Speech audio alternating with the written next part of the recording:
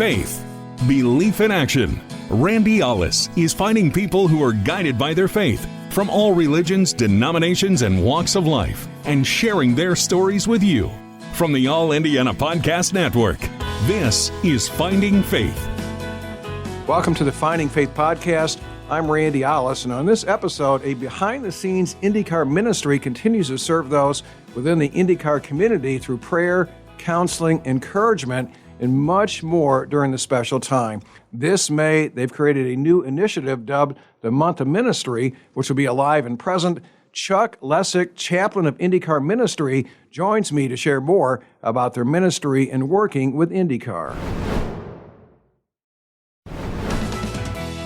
All right, this morning in our Finding Faith segment, we're joined by Chuck Lessick. He's the chaplain of IndyCar Ministry. Chuck, thanks for joining us here this morning. And exactly what is the IndyCar Ministry, and who all do you guys serve? Well, IndyCar Ministry is the official pastoral care of IndyCar, and we actually travel to every IndyCar race and support the drivers, the crews, the TV crews, media, basically the industry that is IndyCar. Yeah, and the ministry, too, is not just one denomination, right? It's for all different religions? Right, it's for everyone.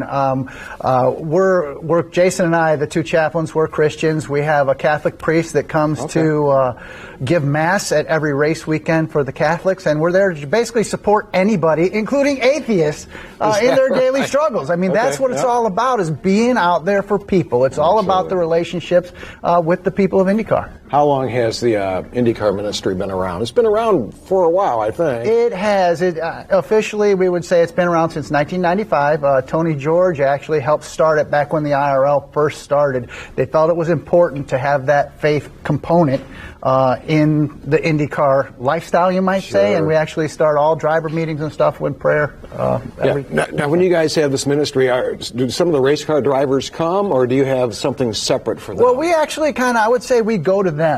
Certain ones, if they want communion or what, we can bring communion to them.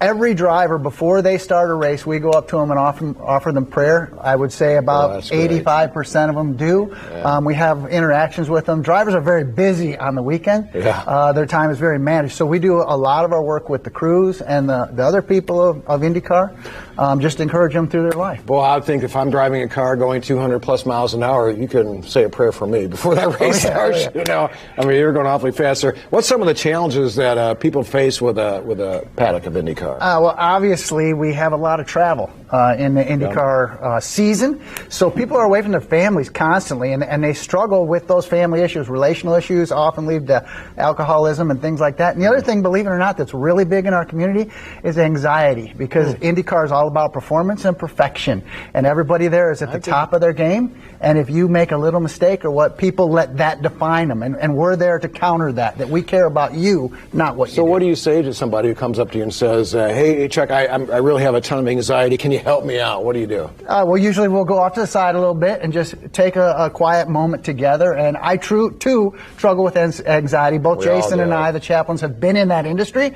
so we know what it's like. So we usually talk them off the ledge a little bit, give them some encouragement. We'll certainly pray with them. Yeah. And then if need be, we'll follow up with them outside of the weekend and maybe get them connected to a counselor or whatever we can do to help them. Well, what's a typical race weekend look like for you guys? Well, it's kind of hectic. We spend a lot of time building relationships, talking to people early in the weekend, and just helping them with those struggles like we just discussed.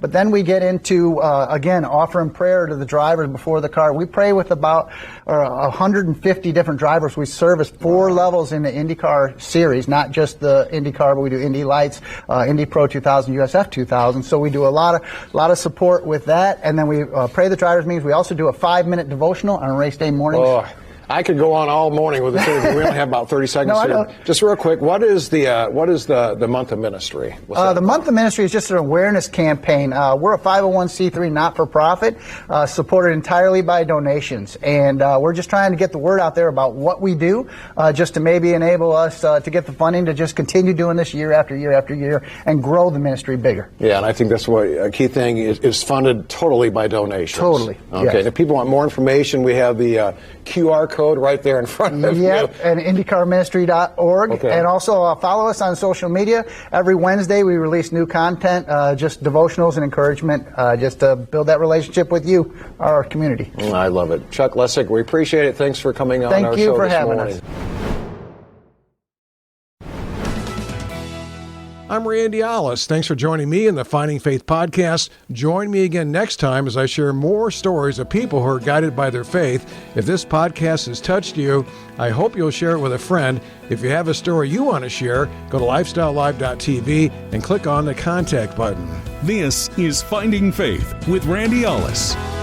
Be sure to like and subscribe to this podcast, and be sure to check out other great podcasts on the All Indiana Podcast Network online at allindianapodcastnetwork.com.